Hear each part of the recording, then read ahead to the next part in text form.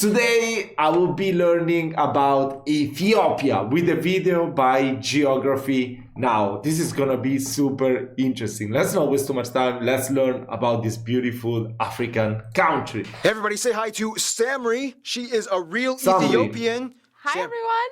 Samri, are you ready to make Ethiopia proud? Wow, she's so tall. So ready. Let's do it!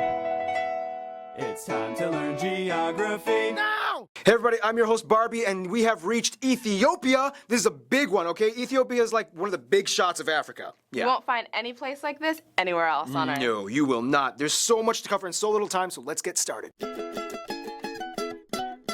Okay, so you guys know how much I love administrative subdivisions. I felt like I was a kid in a candy store when I was doing the China episode. That being said, with Ethiopia, it's like we just won the golden ticket to the chocolate factory. Let's dive in. As it borders 6 other countries, Ethiopia is the world's most populous landlocked sovereign state. Wow, 6 other countries. Sudan, South Sudan, Eritrea. Wow, Eritrea is one of those places I would really love to travel there. And many people, me being Italian, I know that many people in Eritrea still speak Italian, especially like the older population. I don't know about Ethiopia, to be honest.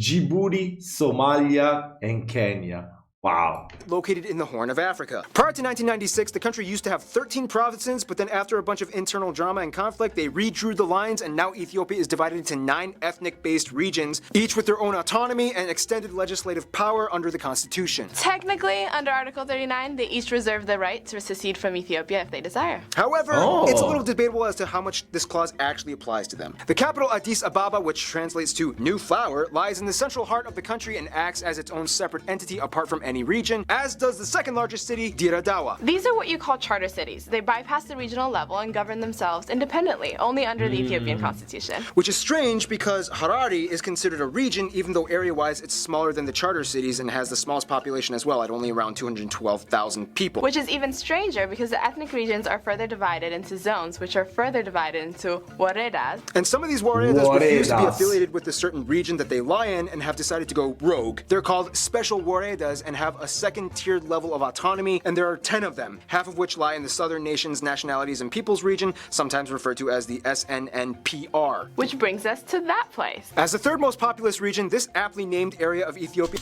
Bro, look at this flag.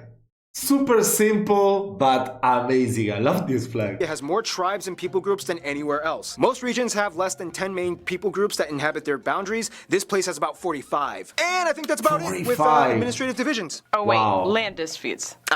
Yeah, okay, here we go. There's a Lemi Triangle, all the way in the south by Kenya and Sudan. Then there's the Ogaden dispute with Somalia, and finally, technically, there's that Jabal al-Tayr Island dispute with Eritrea and Yemen in the Red Sea, even though Yemen kind of took it over, but then that volcano exploded and destroyed half of everything. Wow. Look it up, guys, I'm on a time crunch.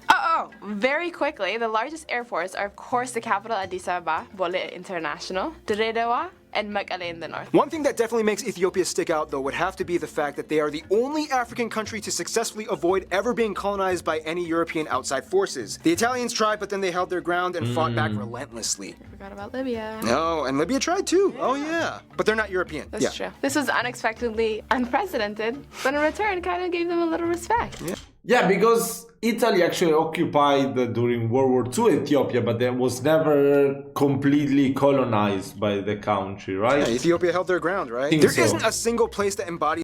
I mean, I just know the Italian version of the facts, so you can tell me better yourself, the for entire sure. soul of Ethiopia, but rather the country is speckled with unique sites that each tell their own distinct piece of the Ethiopian story. They have more UNESCO heritage sites than any other country in Africa. Gunfire round, just to name a few notable spots. The Harara Hyena Town, where you can feed Hyena Town! Oh my god. Bro, what? That's an Hyena Town.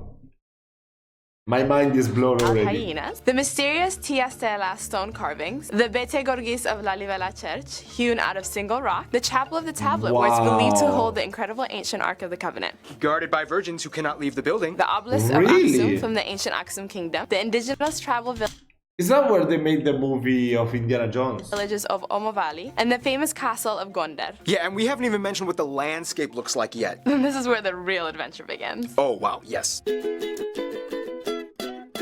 Ethiopia's land is shrouded with extremes on so many levels, and to really get a good... Wait, what? Ethiopia... What is this? What the hell? Is this real?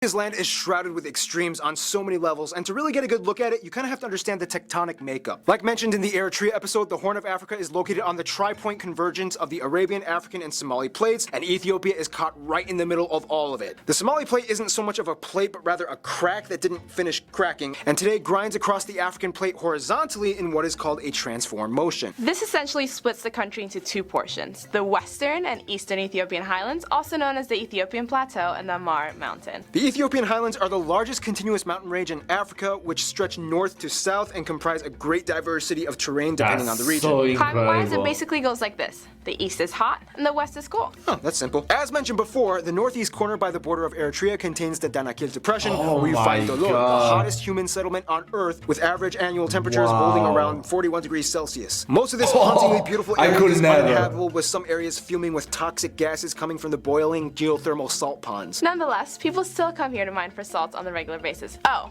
and if you're lucky, you can witness blue lava flowing from some of the minor volcanoes. Blue lava? Blue lava. Yeah, That's, blue. Wow, blue. I didn't even know that existed. Close by, you can also find Erta Ale, the most active volcano in Ethiopia, with 2 lava lakes continuously shining orange, sometimes referred to as the gates of hell. Nope, I have the real one, and mine's better. Head inland and we hit the breathtaking Simeon Mountains, where the tallest peak, Rash Desene, is found. Here you can find Lake Tana, the largest lake in Ethiopia, and the source of the Blue Nile, which makes up a little loop-de-loop and then flows northward into the White Nile in Sudan. Head more south and the landscape suddenly becomes dramatically more lush and green, with the highest concentration of vegetation in the country. The west and south are home to the largest portions of agricultural plots where various grains, vegetables, and spices and herbs are grown, including, once again, teff, the national grain of Ethiopia, which is used to make the same injera bread I talked about in the Eritrea video, and this is what it looks like, and it's so good. All right, crew, come on over. All right, lunch break. We're eating right now. Lunch break, come on. Yeah.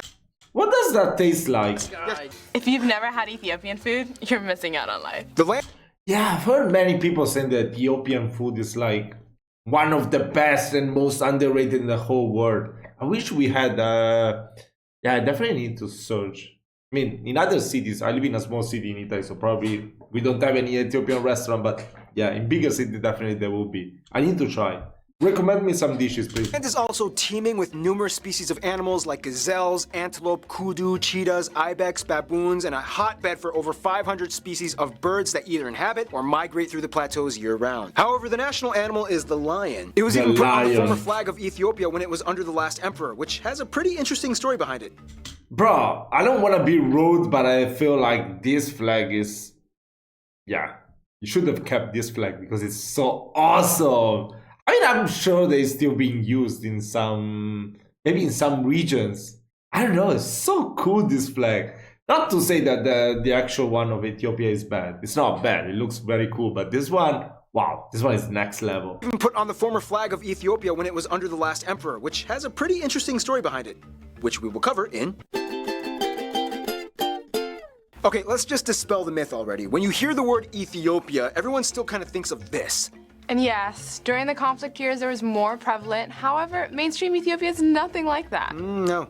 One thing you have to understand is that Ethiopia not only has ancient history, but prehistoric history. Yes, as in like some of the oldest specimens of modern day humans have been found in Ethiopia. Yeah, labeling it as one of the origin regions of human emergence. Remember Lucy? Oh, Yeah, Ethiopia. Oh, First of all. Wait, what? Lucy was from Ethiopia? What? That's incredible. I had no idea. Now, Ethiopia is incredibly diverse with over 80... What? Oh my god. Oh my god. Bro, if anyone, you know those videos that you see, the short videos on TikTok or YouTube that they ask the population of a country, I would have answered maybe like 10, 12 millions. 94 millions. Oh my god, I feel so stupid right now. What the hell? I had no idea it was that huge.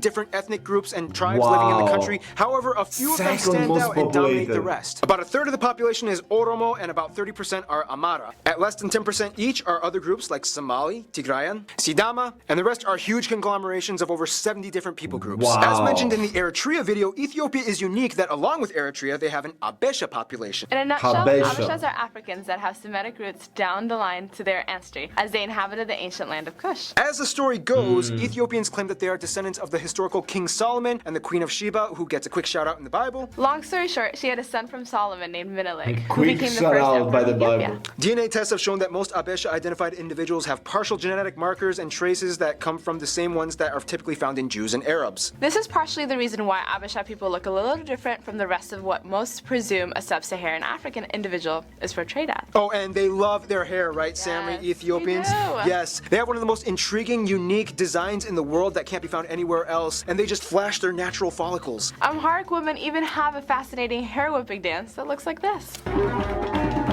Oh! Nonetheless, Bro, what? Bro, what? That is crazy. I want to react to this so bad. This looks so cool. that is only the Abisha. Wow. Yeah, once again, there are over 80 ethnic groups that are radically different from the others. Oh, and once again, just like Eritrea, the Amharic peoples also use the only indigenous African script, the Fidel, or the Fidel? Fidel, or Giz alpha syllabary. Otherwise, almost all the other people groups in Ethiopia write with a Latin-based script like Oromo and Somali. Speaking of which, the Oromo, which are slightly the largest group, speak a Cushitic-based language closer to Somali and Afar, which is completely unintelligible to Amharic. The country has ties to all three Abrahamic religions, Christianity, Judaism, and Islam. About 63% are Christians, mostly Ethiopian Orthodox and Protestant. Muslims make up about a third, and the rest are either Jew and other indigenous faiths. Yeah, you heard that right. Jews. Ethiopia is home to one of the only black Jewish populations. There's a dispute that the Lemba of South Africa are also black Jews, but that's another story. Back when it was the Kingdom of Aksum, Ethiopia became one of the first nations to accept Christianity. And as tradition holds, Jesus' disciple Matthew traveled there to share the gospel, and Philip the Evangelist baptized the first Ethiopian. The Harari region of Ethiopia is also regarded as the fourth holiest site in Islam, as it has 82 mosques and over 100 shrines. But one thing, Samri, that really sticks out would have to be the Ethiopian calendar, right? Yeah, that's so pretty unique. weird. Yeah. The Ethiopian calendar is about 7 years and 3 months behind the standard Gregorian calendar that most other nations follow. As of right now, in 2016, the year is 2008 in Ethiopia. Really? It's yeah. Wow. So right now is 2016. No, wait, what am I talking about now? I cannot even count. 2019. So in Ethiopia still there hasn't been any COVID. No, I mean, of course. Unfortunately, it's not like that. like 2008 in Ethiopia right now. Yeah. Weird. Very similar to the Coptic one, the calendar uses 12 months with 30 days each and a 13th epigomenal month made up of either 5 or 6 days depending on the year. New Year's Day typically lands on September 11th. Oh.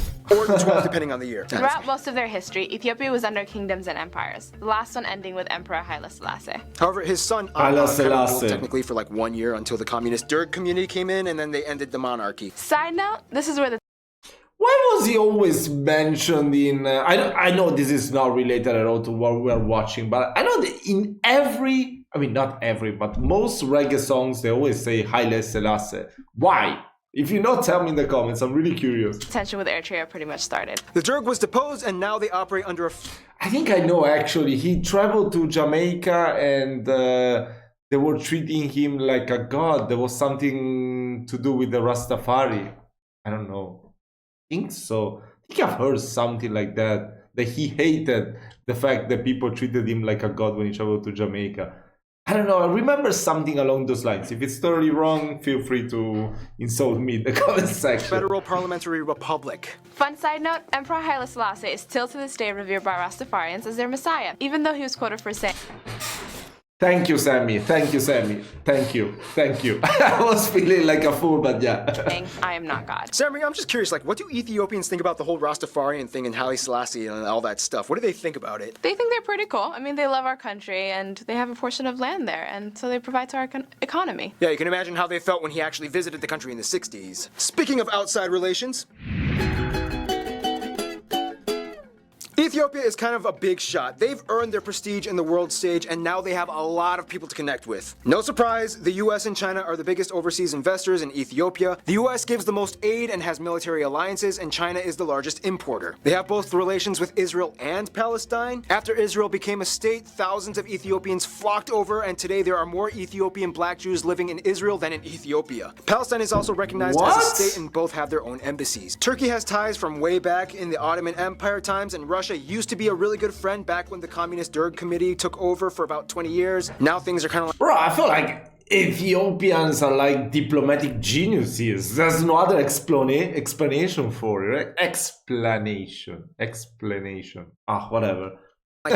between them. Their best friends, however, would probably be Egypt, Djibouti, and to a lesser extent, maybe Sudan. Egypt shares an ancient history with Ethiopia for thousands of years, and the Nile Basin plays a major role in their cooperation. Djibouti is kind of like their only way out to the Red Sea, and business between them is crucial for Ethiopia's trade sector. Sudan is kind of like a major oil provider and gateway to the Mediterranean for them. Despite the border conflict, they still have relatively good relationships. In conclusion, Ethiopia is kind of like a big deal. I mean, some of the earliest peoples ever recorded came from here, let alone communities and civilizations. They avoided European colonization and have a unique, vibrant, diverse background found nowhere else, and yet somehow they're able to hold on to every region together and become one proud people of rich heritage. Yeah. What do you think, Sammy? Was that accurate? Was that? Yes, thank you. All right. Yes. Stay tuned. After nearly 2 years of doing Geography Now, we finally go back to Oceania, and Fiji is coming up next.